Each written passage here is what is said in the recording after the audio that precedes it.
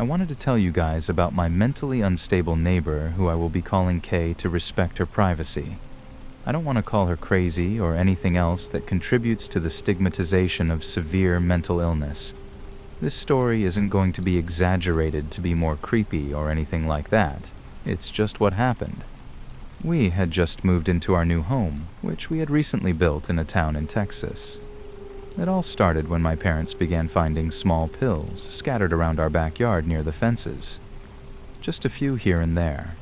We ended up Googling the numbers on the pills to find out that most of them were antidepressants, but I cannot remember the exact names, as this was about a year or so ago, but I think there was at least one pill that Google said was an antipsychotic medication.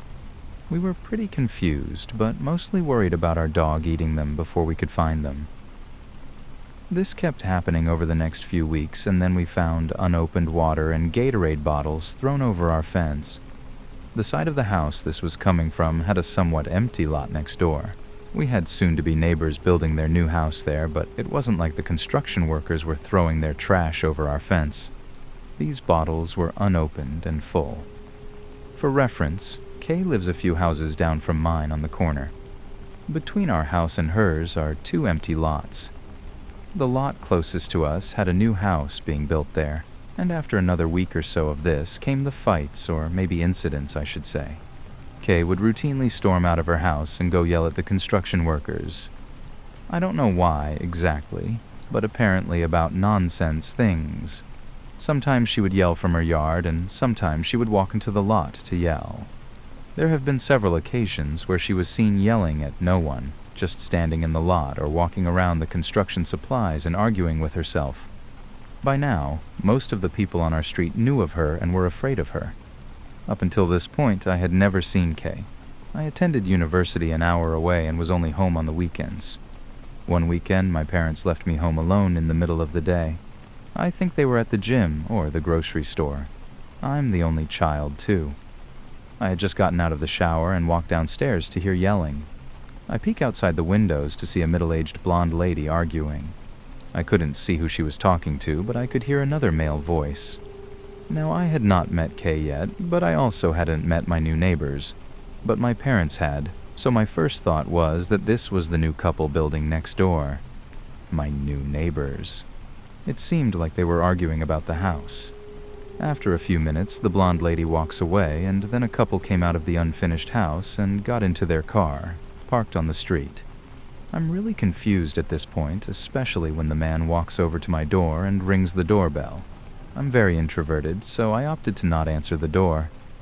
Kind of stupid, I know. My parents weren't home anyway, so it wouldn't have made a difference, I thought. After a minute, he walks back to his car, and from the window I can see he is sitting there on the driver's side doing something. He comes back with a note that he leaves on my door, and then he and his wife drive away. After I'm sure they're gone, I get the note and read it.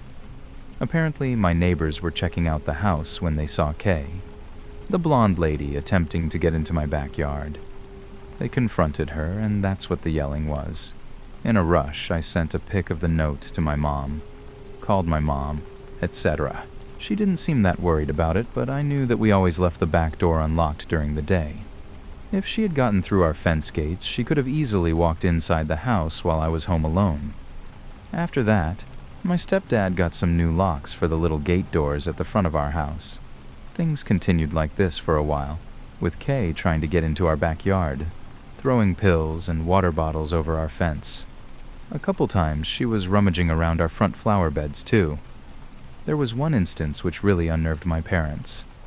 We have a small alleyway that runs behind our house, connecting everyone's driveways. Another neighbor, who lives across the alleyway from us, contacted my parents to let them know they had seen Kay looming around our back fence gate at around 3 a.m. that night. Not sure why those neighbors were awake at that time, but they said Kay was just standing there in the middle of the alleyway staring at our back fence. Knowing we had someone essentially casing our house in the middle of the night was really starting to freak us out. The guy who built our house, who I'm naming Jay, somehow got into contact with someone who knew Kay's family pretty well. Everyone wanted answers to why Kay was acting like this, and since Jay had built most of the houses in the area and was well connected, people were asking him. I think he was friends with the realtor who sold the house to Kay, but I'm not sure. Anyway, Jay was able to give us a lot of information about Kay. Apparently her family was rich and owned a very big corporation, like one of the biggest in the US. Now I won't say any name. Again, for her privacy, and her family had essentially placed her in this house away from the rest of them. They did not want to deal with her mental illness, but more importantly, 2 years ago, her only son died of a drug overdose, and she's been unstable ever since. The reason why she wants to get into our backyard and keeps throwing stuff over the fence is because she believes her son is there. I'm not sure if she thinks we're holding him hostage, or his ghost is here or what, but that's why. She's been to several psychiatric hospitals throughout her life, and now she's stopped taking her medication because she's throwing it over our fence. Things finally came to a head in January of 2020, when, during one of her usual arguments with the construction workers, she pulled out a BB gun. She was already very aggressive, so the BB gun just made things 100 times worse. I don't know if she just threatened to shoot them or actually did, but the cops were called regardless. It took them a while to talk her down, with several police officers swarming the street with big guns. I'm just thankful that my parents have been filling out police reports, so when they came, they knew about Kay's history of mental illness. I'm both grateful and a little surprised that they handled the situation so well, because not a lot of police departments probably train their officers to deal with mentally ill patients, especially those experiencing psychosis. I still have ring camera videos of the police officers with big rifles loitering around our front lawn while assessing the situation. I might post that for proof, but I'm not sure it's necessary. Anyway, after that incident, Kay was not seen for a long time. We hear she was in a psychiatric hospital for many months, after which she returned to our neighborhood. She's doing much better now. She no longer does any of the strange behavior she used to. Almost every day, me and my parents see her walk her dog past our house. She's clearly sticking to her routine, and I am happy for her.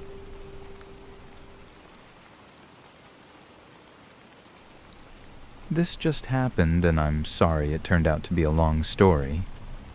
I got off work and went to my mom's to help her and my dad set up a new Alexa TV they just got.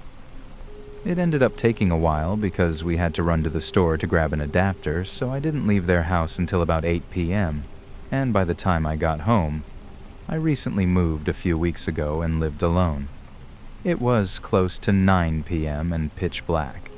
I have my hands full of a few things I forgot at my parents' house since I stayed with them for a month before I found my place. Anyway, I was walking up the sidewalk to my apartment when I heard him calling out to me. Hey, excuse me. Hello, hey. He was politely persistent. I had one headphone in, listening to YouTube stories, and I was trying to pretend like I didn't hear him. I wasn't trying to be rude, but because it's pitch black outside. I've been up since 6 a.m. and I'm dead tired. I don't like small talk and I'm bad at it, but eventually, I turn around and we introduce ourselves. Immediately, the hairs on my arms prickle, and I get this feeling in my gut. This guy is sizing me up. He wants to know where I live to see if he can break into my place, rob me, etc. It's just something I know. It's not even a feeling, but a fact. The entire time while we were talking, maybe for about 10 minutes, he had his hands in his pockets, his hood up, and kept looking around like he was expecting to see someone. Granted, it's cold, but we live in Arizona, so it's not that cold, but this strange behavior that he displayed was putting me on edge. Then, he begins asking about me, how long ago I moved in, which unit I'm in, etc. He's obviously going to see which unit I'm in when I walk into it, so I just told him. He made small talk for a few minutes and then asked if it's just me. I explain, oh no, I've got my 2 dogs with me. I go on to also say how big they are, how protective they are, and how they are roaming freely in my apartment while I'm at work, which is all true. He then asked if I take them on walks and how often. Then he asked, how often do you leave your apartment empty? I explained that I have to be careful because, while my dogs love me and act like big babies with me, they're very protective. So going out is a challenge because I have to be careful of people coming up to us and how my dogs react to them. I turned the conversation around and asked which unit he was in, how long he'd been here, who he lived with, etc. He seemed uncomfortable and gave me vague answers, waving his hand behind him and saying, "Oh, you know. Well, you know." He seems uncomfortable about me trying to clarify which apartment he's in, so he tapers off the conversation and we say our goodbyes. I unlocked my door and gave my dogs a command to bark, which they did, and it was very loud and vicious sounding. I immediately had them in my arms, gave them food, and called my mom. I told my mom about this guy. I gave her his name, told her what he looks like, his vague portrayal of what apartment he's in, and reminded her of our panic phrase. So if I ever say it, she knows to calmly end the call and send the police. Now I'm just sitting in my apartment, freaking out at every little sound, with my dogs piled on top of me, typing this out. I'm going to call the non-emergency police and ask them to do a drive-by to make me feel safer. Later on, I was sitting on my couch, replying to comments on Facebook. It was 9:30 p.m. on a Friday night when I began to hear the softest knocking on my door. If I weren't 3 feet from the front door, I wouldn't have heard it. Both my dogs were out, and my blue nose pit began barking. Everything was all locked up tight. Obviously, I didn't answer, but I don't have a peephole, so I had no idea who it was. Was I just overreacting? The following day, I just got home and noticed a light on in my car. The windows are up, the passenger side is locked, and you can only open the driver's door a certain way. So I don't see anyone opening it, and his number is in my window on the outside with a message saying, "Text me." On the back of the paper is information about a court date and such. I'm going to call the non-emergency police and add it to my report. Oh, and I've also updated everyone keeping an eye on me. So yeah, I'm still freaked out.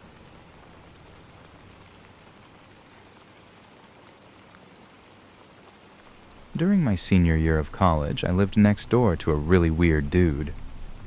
We lived in a house with a few rooms on each floor, and on my floor, it was just me and him. Some of it was pretty run-of-the-mill, gross college boy stuff. His room reeked of dirty laundry from all the way down the hall, and when he would leave his door open, I could see that he had no sheets or blankets on his bed, just a bare mattress, and most of his stuff was just lying on the floor or in boxes. This was months after we moved in, by the way. Then there was slightly weirder stuff, like how he watched the Military History Channel at 4 a.m. at close to maximum volume on his TV. And the weird electrical zapping noises I'd occasionally hear coming from his room also always late at night. But the creepiest incident by far was when we had a house party. It was late in the night, and everyone was really drunk. I had retired to my room to hang out with my boyfriend. Then, all of a sudden, I hear weird noises coming from my neighbor's room, stumbling around, slapping and struggling. I noticed it, but honestly didn't think too much of it because he was always up to weird shit, and I was drunk and exhausted. A few minutes later, he knocks on my door. He was trying to get me to help him or something and keeps saying, "I don't know what to do." She's passed out on my bed. I look in his room, and sure enough, there's a girl lying on his still bare mattress. Suddenly, those noises I just heard seemed a lot more concerning. I didn't know the girl and wasn't sure what to do, but thankfully a few of her friends showed up just then, took her out of his room, and helped her find a safe place to rest. I'm still not sure what happened that night. I don't think anything too terrible happened to the girl, but it definitely could have if her friends hadn't taken her away.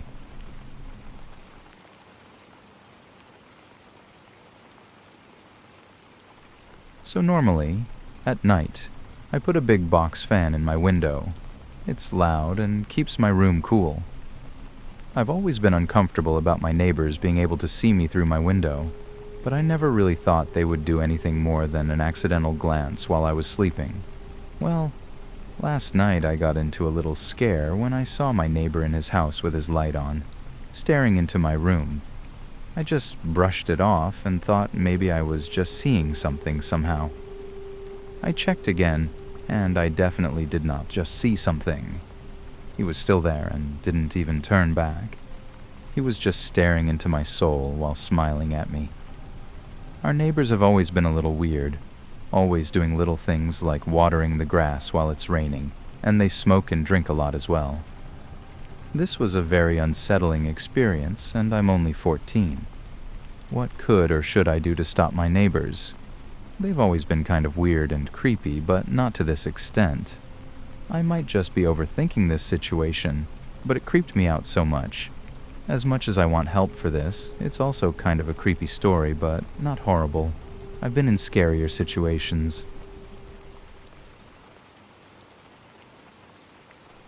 I grew up in Arizona, in a relatively safe city. Before myself or any of my friends had a driver's license, we would walk everywhere just to get out of the house and do something, typically going to Circle K for soda and snacks, or Walmart or Target just to browse around. One time, when my 2 friends and I were 15, we were walking back to her house through her neighborhood around sunset. At that time, everyone in Arizona was fairly friendly, so whenever you would pass by another person or group, you would exchange a hello or a wave. This time in particular, we were walking past a house on a corner that had a kitchen light on, where a middle-aged man was washing his dishes. When he made eye contact with us, my natural instinct was to smile, and my friend's was to wave. What a bad idea. The man immediately dropped his dishes in the sink, and what felt like a second later was outside on the corner, staring at us in an aggressive stance with both hands balled into fists. All of our flight or fight responses were completely different. One friend immediately took off, running in the other direction. My other friend peed her pants, and I was frozen in complete fear. He started charging toward us in full force, and I am so grateful that my friend grabbed my arm and we all started running as fast as we could. I was so scared. I was last in place. The man was well built, appeared to be in great shape, and had no trouble catching up to us. As I'm running, I can hear his footsteps very close behind me. He reached his hand out and tried to grab hold of my hair, but the adrenaline finally kicked in, and I was able to speed off beyond his grip. After a while of running, we realized we were no longer being chased. We hid in safety and called my friend's mom to pick us up and told her what happened. We gave her the location of the house, and we all vowed to never go near that house again. The next morning we woke up, and her mom explained that she checked the address of the house and that whoever was living there was a registered sex offender. I'm not sure if it was explicitly because of this incident, but my friend moved houses shortly after this. Our moms all collectively agreed that we were not allowed to walk alone around anyone's neighborhood, and that if we wanted to go out, a parent should be close by. I completely forgot about this until I was recently talking to my friend, and she brought this night up. I sometimes wonder what would have happened if this man had gotten a better grip on my hair, but I'm thankful to say we got away unharmed. At 27 today, I carry a pocket knife and pepper spray with me at all times.